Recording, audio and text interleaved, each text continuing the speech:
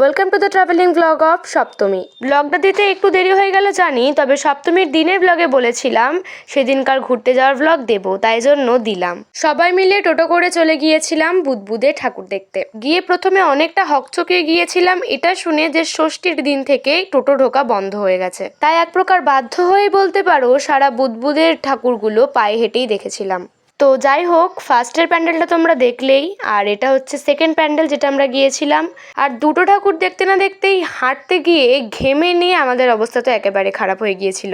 এত হাঁটার পরেও ঠান্ডা লেগে যাওয়ার ভয়ে কোল্ড ড্রিঙ্কস আইসক্রিম খাইনি। দেহে শক্তি জোগানোর জন্য কিছু তো একটা মুখরোচক সেই মুহূর্তে খেতেই হতো, তাই জন্য নিয়ে নিয়েছিলাম এক প্লেট করে স্পেশাল ফুচকা।